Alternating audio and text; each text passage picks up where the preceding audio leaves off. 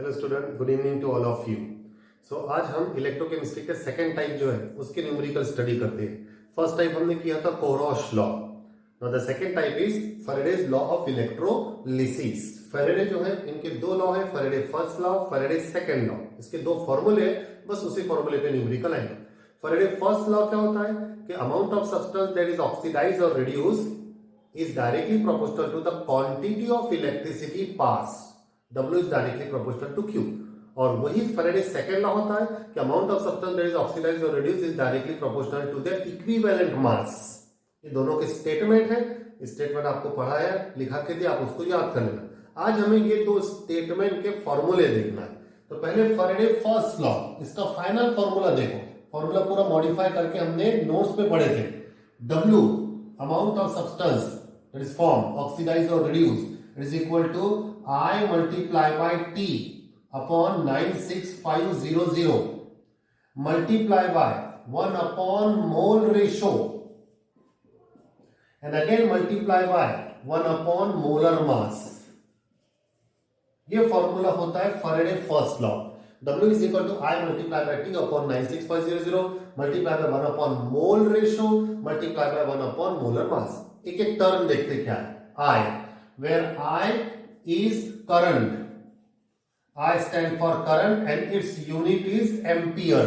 Current in ampere. T stand for time और time का unit compulsory second होना। Second, अगर वो मिनट या आवर्स में रहेगा तो उसको सेकंड में कन्वर्ट करने का। ना पहले ये देख low molar mass. Molar mass बहुत इजी होता है। मोलर मास ऑलरेडी आपको गिवन रहेगा, वो कुछ कैलकुलेट करने की जरूरत नहीं है।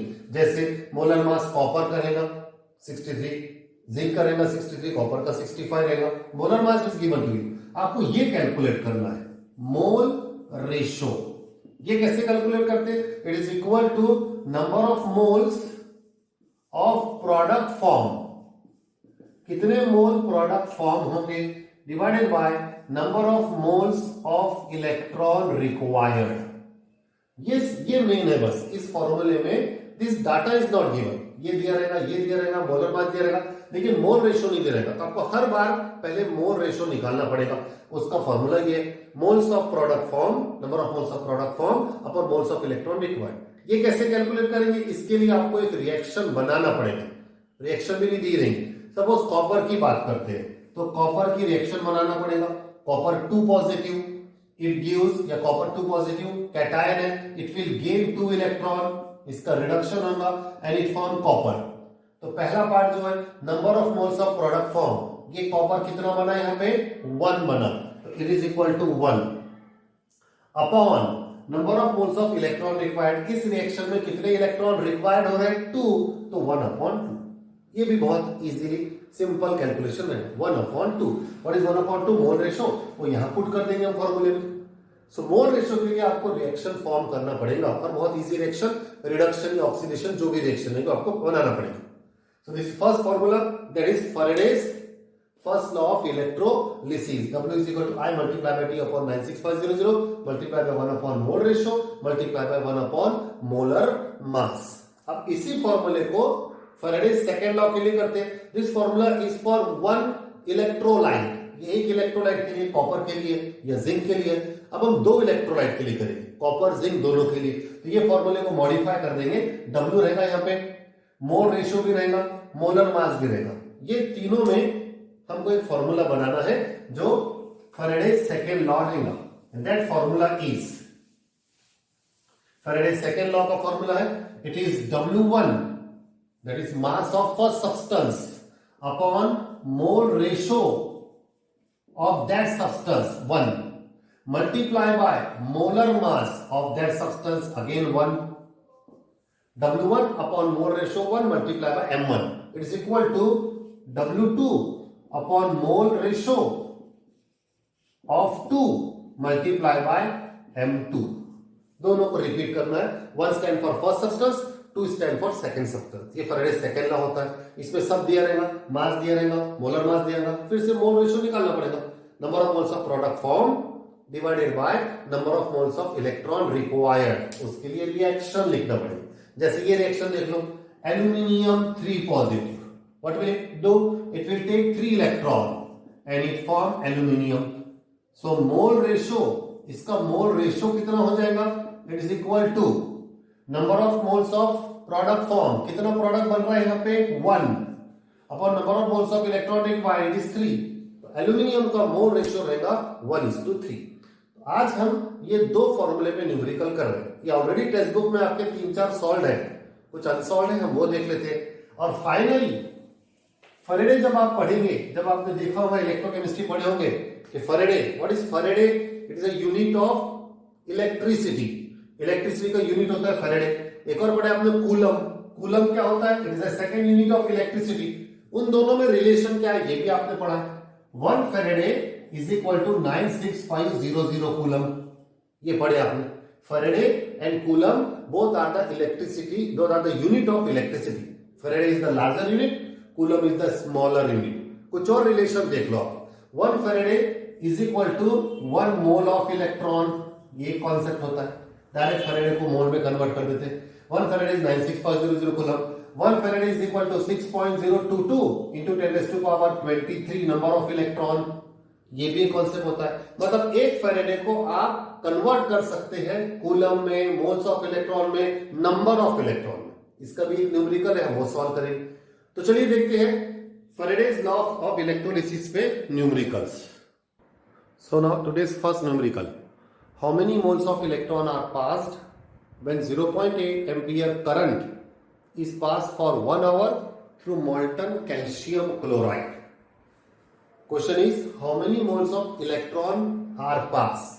मतलब इसमें W नहीं पूछा है, अमाउंट मास ऑफ सब्सटेंस नहीं पूछा है, करंट टाइम नहीं पूछा है. Means Faraday first law, Faraday second law वाला ये फॉर्मूला अप्लाई नहीं करेंगे. आप यहाँ पे लॉजिक यूज करेंगे. How many moles of electron are pass means it is asked number of moles of electron. ये moles of electron, 1 mole of electron ये पूछा है. Are passed when 0.8 ampere current. Ampere. What is 0.8 ampere current? Solution. Current symbol I. I is equal to 0.8 ampere. Is passed for 1 hour. 1 hour means time. Time is equal to 1 hours. Hours नहीं होना, उसको second में convert करना है. It is equal to 1 multiplied by 60. It becomes minute. And now it is multiplied by again 60. It becomes second. It becomes 3600 second. Time second में होना. और through मॉल्टन calcium chloride, what ever जो भी salt दिया है calcium chloride, उसका कोई यहाँ पे इंपॉर्टेंस नहीं रहेगा. आपको number of moles of electron pass पूछा है, तो देखो जो अभी ऊपर ये लॉजिक लिख के दिया हो ये काम आएगा. 1 फैराडे 96500 कूलम, उतना ही होता है 1 मोल ऑफ इलेक्ट्रॉन, उतना ही होता है 6.022 into 10⁻23 इलेक्ट्रॉन. अब ये पूछा है 1 मोल ऑफ इलेक्ट्रॉन. इसको आपको इन तीनों में से किसी एक से कंपेयर करना पड़ेगा. वो आपको सोचना पड़ेगा कि इसको किससे कंपेयर करेंगे. तो उसके लिए आपको यहाँ पे करंट और टाइम दिया है. करंट और टाइम का क्या इंपॉर्टेंस है? Current multiply by time. एक फॉर्मूला आपको मालूम होना चाहिए, बहुत basic formula. Current multiply by time. Amount of ampere current is pass for some time, उसका होता है Q. What is Q? Quantity of electricity pass. Q is electricity. So Q is equal to I to T. ये formula पहले use करेंगे. It is equal to I. Current कितना है? 0.8 और time कितना है? 3600 सेकेंड. इसको मल्टीप्लाई करेंगे 2880 coulomb. Q is quantity of electricity पास, या शॉर्ट में Q का मतलब होता है इलेक्ट्रिसिटी. इलेक्ट्रिसिटी का यूनिट होगा कूलम. तो यहां ये जो क्वेश्चन पूछा है ये इतने कूलम के लिए पूछा है, 2800 कूलम.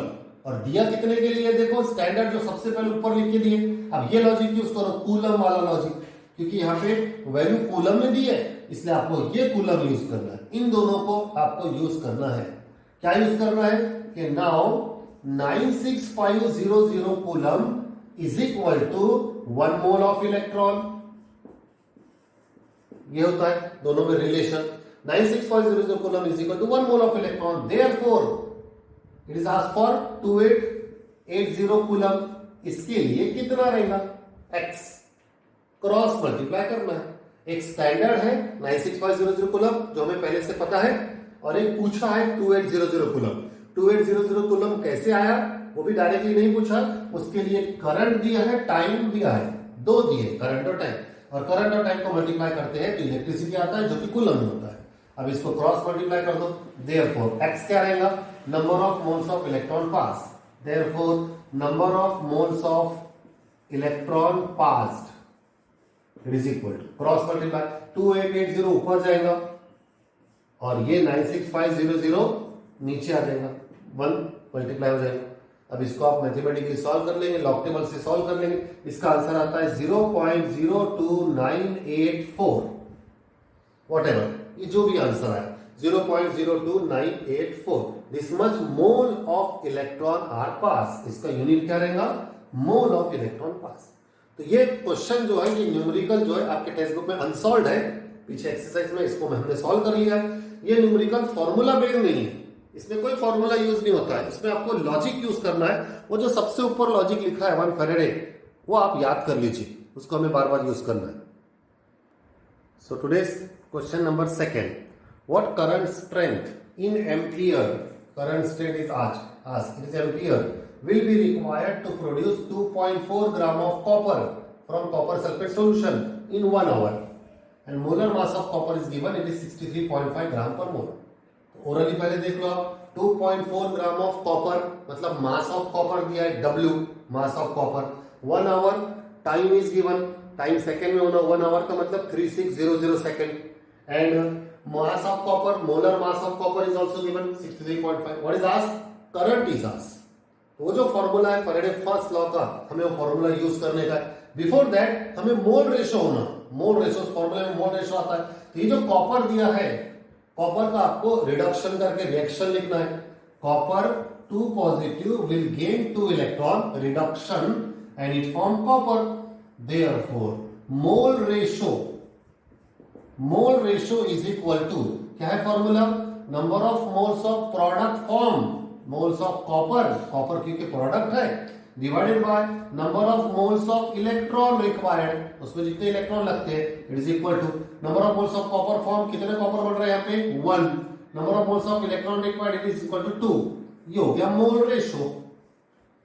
ये मोल रेशो पहले हम कैलकुलेट करना, फिर फॉर्मूला अप्लाई करना है जो फैराडे फर्स्ट लॉ है. क्या है Faraday first law? W is equal to I multiply by T upon 96500. और थोड़ा करेक्शन करना, पहले जो फॉर्मूला बताया था ये फॉर्मूला देख लो. It is equal to mole ratio ऊपर रहेगा multiply by molar mass. Mole ratio multiply by molar mass ऊपर रहेगा. और जब फैराडे सेकंड लॉ करेंगे आप, तब वो मोल रेशो और मोलर मास जो रहेगा वो नीचे आ जाएगा. ओरिजिनली वो ऊपर रहेगा. Now I we have to calculate. Therefore I is equal to, ये 96500 यहां मल्टीप्लाई हो जाएगा. W multiply by 96500 and in denominator नीचे आ जाएगा ये सब. I तो हो गया. It is T multiply by mole ratio, नीचे आएगा mole ratio multiply by molar mass, ये भी नीचे आ जाएगा. पहले ऊपर रहेगा बाद में नीचे हो जाता. इट इज इक्वल टू, अब यहां सबकी वैल्यू पुट करेंगे. W it is the mass of substance produce, कितना है? 2.4 gram of copper is produce multiply by 96500 upon time, कितना है टाइम? 1 आवर. 1 आवर का मतलब 3600 मल्टीप्लाई बाय मोल रेशो. पहले आपको मोल रेशो ही निकालना है. कितना निकाले हो? 1/2 multiply by molar mass. Molar mass कितना दिया है? 63.5. ये पूरा न्यूमेरिकल है, मतलब ये कैलकुलेशन है, न्यूमेरिक कैलकुलेशन है, आपको लॉग टेबल से करना है. और फाइनली आंसर आता है इसका 2.026. और करंट है, इसका यूनिट रहेगा एम्पियर. सी इतना इजी फॉर्मूला यूज किया है, लेकिन उसके पीछे जो डाटा है वो आपको प्रिकॉशन लेते हुए बराबर कैलकुलेट करना है. एक तो आपको टाइम कैलकुलेट करना है सेकंड में, और एक मोल रेशियो तो हमेशा करना है. मोल रेशियो, इसको फॉर्मूला याद कर लीजिए. Moles of product form upon moles of electron required. एक बार और फॉर्मूला देख लीजिए. W is equal to I multiply by T upon 96500 multiply by mole ratio multiply by molar mass. Mole ratio और मोलर मास ऊपर रहेगा numerator में, और नीचे बाद में फॉर्मूले में फिर नीचे आ जाएगा. This is the numerical on Faraday's first law. ये एक फॉर्मूला है. अब ये फॉर्मूले पे 2-3 टाइप के न्यूमेरिकल बनते हैं. 2 न्यूमेरिकल आपके टेक्स्ट बुक में सॉल्व है, वो सॉल्व न्यूमेरिकल पहले करना, बाद में ये न्यूमेरिकल देख लेना. So today's last numerical number 3, that is on Faraday's second law. In electrolysis experiment 0.561 gram of zinc is deposited in one cell containing ZnSO4. Calculate the mass of copper deposited in another cell containing CuSO4. Molar mass of zinc and copper are given this. देखिए इसको पहचान कैसे पहचानेंगे? Faraday's second law है, इसमें दो electrolyte दिए रहेंगे, जैसे यहाँ जिंक और कॉपर दिया है, जिंक सल्फेट और कॉपर सल्फेट दिया है, sometime aluminium, sometime nickel, sometime iron दिया रहेगा। जिस न्यूमेरिकल में दो इलेक्ट्रोलाइट रहेंगे या दो मेटल रहेंगे, समझ जाना फेरेडेज सेकंड लॉ यूज करना है, जो स्टार्टिंग में हमने आपको लिख के दिया था। और उस लॉ में, उस फॉर्मूले में आप देखेंगे मोलर रेशो आता है, मोल रेशो आता है, तो आपको मोल रेशो तो पहले करना ही है। जैसे पहले हम निकालेंगे मोल रेशो ऑफ जिंक, ले लो zinc, mole ratio of zinc. इसके लिए आपको जिंक की रिएक्शन पता होना चाहिए, तो Zn either it gives oxidation और रिडक्शन, जो भी ये करता है। इलेक्ट्रोलाइटिक सेल में एक का ऑक्सीडेशन होता है, दूसरे का रिडक्शन होता है। तो जिंक ऑक्सीडेशन होगा तो क्या बनेगा? Zn2 positive with the loss of 2 electron. तो नंबर ऑफ इलेक्ट्रॉन कितने आ रहे हैं? 2, और number of moles of product form कितना है? 1। सो देयरफॉर मोल रेशो, हम क्या करते हैं? जिंक को नंबर 1 कहते हैं, तो mole ratio number 1 it is equal to, क्या है मोल रेशो का formula? Moles of product form zinc कितना बना? 1, और मोल्स ऑफ इलेक्ट्रॉन रिक्वायर्ड कितने? 2, 1/2। तो मोल रेशो ऑफ 1 इज 1/2। ऐसे ही आप कॉपर का करेंगे, दूसरा कॉपर एक्सपेरिमेंट, इलेक्ट्रोलिसिस जो एक्सपेरिमेंट कर रहे हैं उसमें दो इलेक्ट्रोलाइट है, एक का ऑक्सीडेशन होगा, एक का रिडक्शन होगा। तो कॉपर का रिडक्शन होगा, Cu2 positive will gain 2 electron and it form copper. इसका मोल रेशो इसे हम 2 बोलेंगे, एब्रिविएशन 2 आएगा। मोल रेशो 1 मतलब mole ratio of zinc, mole ratio 2 मतलब mole ratio of copper. It is equal to formula mole of copper, mole of copper कितना है? Produce 1 upon mole of electron 2, दोनों का मोल रेशो 1/2 आया। अब ये मोल रेशो हम वो फेरेडेज सेकंड लॉ का जो फॉर्मूला है उस फॉर्मूले में पुट करते हैं, यहां से इसको मिटा देते हैं, दोनों की वैल्यू कितनी है? 1/2। Now see the formula. Formula क्या है? W1 upon mole ratio of 1 multiply by it's molar mass M1, उसका मोलर मास 1 क्या हो रहा है? यहां पे 1 क्या है? जिंक है, उसका मोलर मास कितना दिया है? 65.4। It is equal to W2 upon its mole ratio, उसका मोल रेशो, और मोल रेशो कितना है? मोल रेशो क्या एब्रिविएशन देगा? 2 stand for copper, multiply by molar mass of copper 2। अब इसमें हमें क्या क्या पता है, क्या नहीं पता? देखो W1 मास ऑफ जिंक, ये है mass of zinc, this we know. Mole ratio अभी थोड़ी देर पहले कैलकुलेट किया था 1/2। Molar mass of zinc 65.4। W2 mass of copper deposited, it is asked, वो पूछा है, ये हमें फाइंड करना है। मोल रेशो ऑफ कॉपर 1/2 और molar mass of copper it is 63.5। आप चाहे तो इसको रीअरेंज कर दो, ये डायरेक्ट वैल्यू पुट करके बाद में रीअरेंज करना, जैसे आप करना चाहे। तो पहले अगर हम इसको रीअरेंज कर लेते हैं, therefore W2 is equal to, ये W, ये वही रहेगा, बाकी सब इधर ट्रांसफर हो जाएगा। तो ऊपर रहेगा W1 मल्टीप्लाई बाय, ये इधर जाएगा क्रॉस मल्टीप्लाई में, so it is mole ratio of 2 मतलब copper multiply by molar mass of copper 2 divided by this, ये जो है ये नीचे रहेगा यहाँ पे, it is mole ratio of zinc that is 1, mole ratio of zinc is 1 multiply by molar mass of zinc 1। अब सबकी वैल्यू पुट कर देंगे। W1 1 stand for zinc, W stand for mass of zinc 0.561, mole ratio it is 1/2, mole ratio of copper multiply by M2 molar mass of copper, 2 stand for copper, it is 63.5, copper बाद में 63.5 divided by mole ratio of zinc 1, वो भी 1/2 है, multiply by M1 molar mass of zinc, वो कितना है? 65.4। ये हो गया वैल्यू पुट कर। 1 mark for this formula, half mark for this value putting and 1 mark for correct answer. ये पूरा आप कैलकुलेट किया, 1/2 कैंसिल हो जाता है, ये पूरा आप कैलकुलेट करेंगे, लॉग टेबल से सॉल्व करेंगे, और यहाँ इस एग्जांपल में इसका आंसर आता है 0.5447। This is W2 that is mass of copper produce, finally answer लिख दो, therefore mass of copper produce this much. This is Faraday's second law, इसके आने के चांसेस ज्यादा है, आप इसको अच्छी तरह प्रैक्टिस करिए। अब लास्ट टाइप जो लगी वो हम नेक्स्ट पीरियड में लास्ट टाइप फिनिश करेंगे।